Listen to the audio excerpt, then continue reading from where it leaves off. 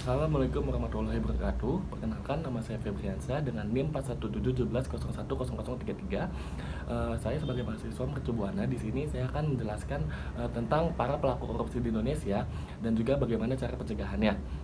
Saya melakukan ini sebagai syarat sebagai tugas untuk mata kuliah etik UMB. Sebelum saya melakukan penjelasan lebih dalam, saya akan menjelaskan tentang pengertian korupsi. Korupsi adalah perbuatan seseorang pejabat atau seorang pemegang kepercayaan yang secara bertentangan dengan hukum, secara keliru menggunakan kekuasaannya untuk mendapatkan keuntungan untuk dirinya sendiri atau untuk orang lain, bertentangan dengan tugas dan hak orang lain. Korupsi juga diartikan sebagai tindakan setiap orang dengan tujuan menguntungkan diri sendiri atau orang lain atau suatu korporasi. Juga menyalahgunakan kewenangan, kesempatan, atau sarana yang ada padanya karena jabatan atau kedudukannya yang dapat merugikan keuangan negara atau perekonomian negara. Menurut ahli Henry Campbell Black dalam Black's Law Dictionary menjabarkan, korupsi adalah perbuatan yang dilakukan dengan maksud memberikan beberapa keuntungan yang bertentangan dengan tugas dan hak orang lain. Dalam Kamus Besar Bahasa Indonesia dijelaskan tentang pengertian istilah korup atas sifat dan korupsi kata benda. Korup adalah buruk, rusak, busuk.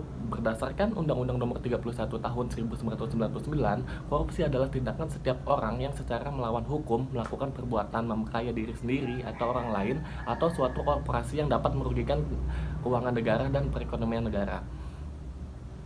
Selanjutnya saya akan menjelaskan tentang penyebab korupsi. Bagi sebagian orang, menjadi korup mungkin cara termudah atau memang satu-satunya cara untuk mendapatkan apa yang mereka inginkan.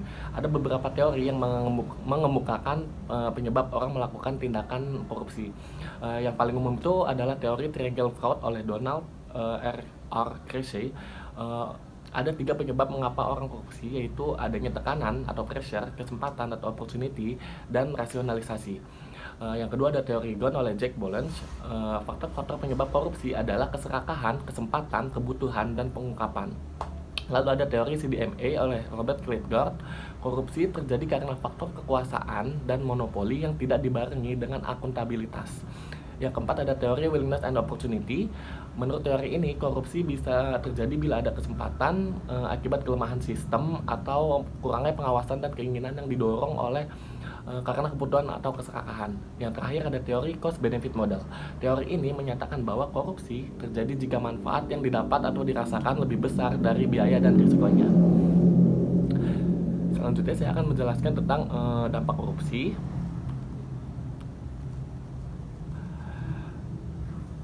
Di antara penyebab paling umum dari korupsi adalah lingkungan politik dan ekonomi, etika profesional dan moralitas, serta kebiasaan, adat istiadat, tradisi dan demografi.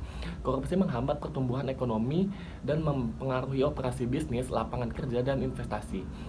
Korupsi juga mengurangi pendapatan pajak dan efektivitas berbagai program bantuan keuangan. Tingginya tingkat korupsi pada masyarakat luas berdampak pada menurunnya kepercayaan terhadap hukum dan supremasi hukum, pendidikan, dan akibatnya kualitas hidup seperti akses ke infrastruktur hingga perawatan kesehatan. Secara ringkas, dampak sosial dan dampak masif korupsi dapat dirasakan dalam berbagai bidang, antara lain dampak ekonomi, dampak sosial dan kemiskinan masyarakat, dampak birokrasi pemerintah, dampak politik dan demokrasi, dampak terhadap penegakan hukum dan dampak terhadap pertahanan dan keamanan, dan terakhir ada dampak kerusakan lingkungan. Meski studi tentang korupsi terus berjalan, namun belum ada solusi pasti dalam memberantas korupsi hingga saat ini, sebab suatu cara menangani korupsi bisa efektif di satu negara atau di suatu wilayah, tapi belum tentu berhasil di negara lain.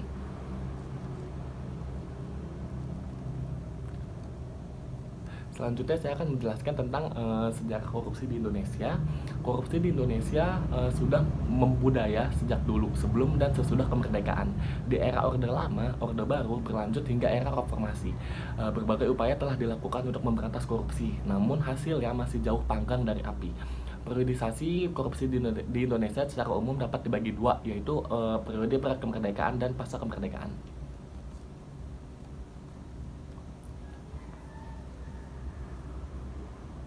Korupsi di Indonesia berkembang secara sistematik. Bagi banyak orang, korupsi bukan lagi merupakan suatu pelanggaran hukum, melainkan sekedar suatu kebiasaan.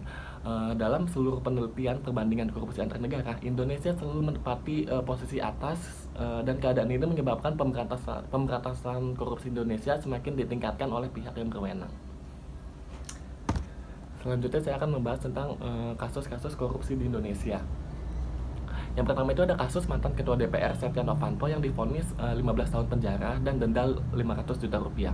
Setnov dinilai terbukti secara sah yang meyakinkan bersalah melakukan korupsi proyek pengadaan KTP elektronik atau IKTP yang ditaksir merugikan negara hingga 2,3 triliun rupiah.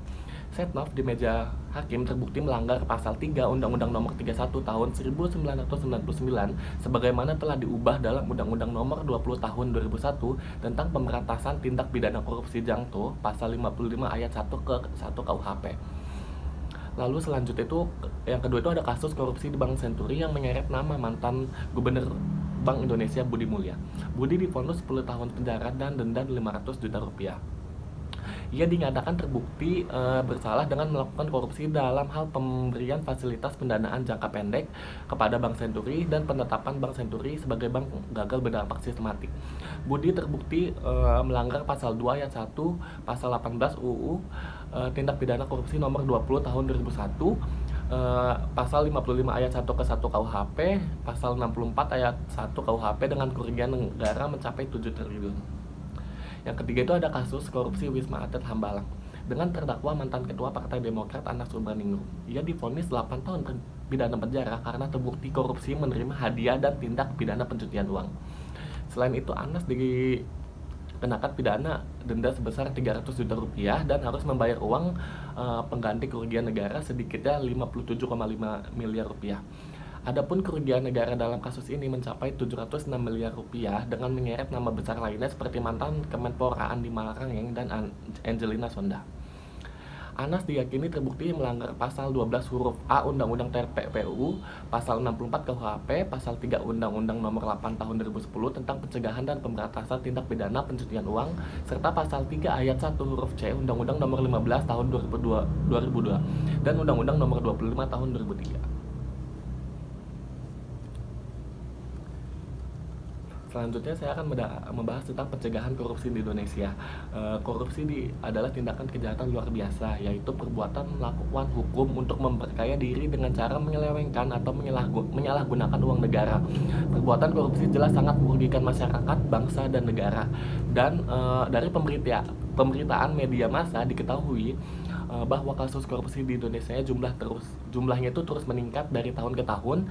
Dan kita semua tidak menginginkan kasus korupsi terus meningkat.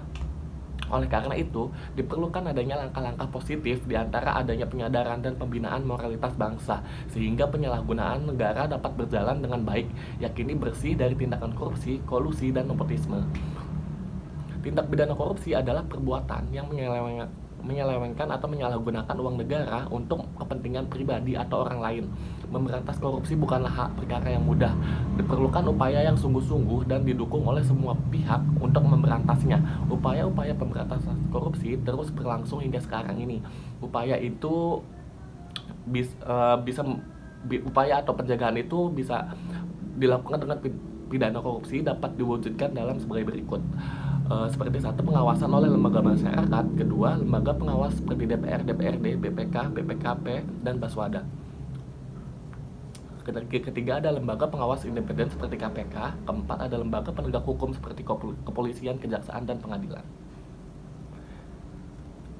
Selain itu, diperlukan adanya instrumen sebagai dasar hukum untuk memberantas dan mencegah terjadinya tindak pidana korupsi. Disinilah pentingnya peran serta lembaga negara dalam membuat undang-undang tentang pemberantasan tindak pidana korupsi dalam memuat ketentuan pidana, yaitu menentukan pidana minimum khusus, pidana denda yang lebih tinggi, dan ancaman pidana mati. Instrumen atau peraturan hukum akan efektif ketika dilaksanakan oleh aparat penegak hukum, yakni polisian, kejaksaan, dan pengadilan. Setiap perkara atau kasus tindak pidana korupsi yang dilaporkan masyarakat harus direspon atau ditindaklanjuti oleh penegak hukum dan diproses secara adil sesuai dengan aturan hukum yang berlaku, sehingga negara perlahan perlahan tindak pidana korupsi berkurang dan pada akhirnya tindak pidana korupsi di Indonesia tidak terjadi lagi.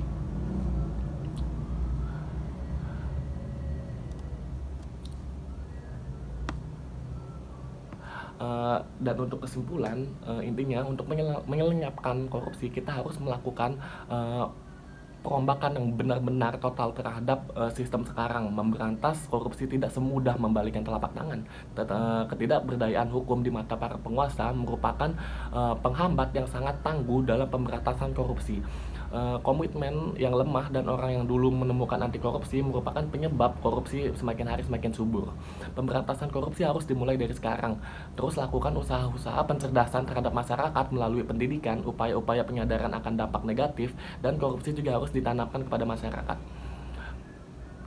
Banyak hal kecil yang kita lakukan tanpa sadar bahwa kita melakukan itu adalah korupsi. Telat kuliah atau kerja, memakai sarana kampus atau kantor untuk kepentingan pribadi, menyontek saat ujian dan sebagainya. Marilah kita perbaiki sikap dan pemikiran kita sebelum menjadi penguasa, karena hukum itu lahir dari hasil pemikiran orang-orang yang berkuasa. Jika kita penguasa yang adil, rangkullah rakyat untuk menghasilkan suatu keadilan. Terima kasih.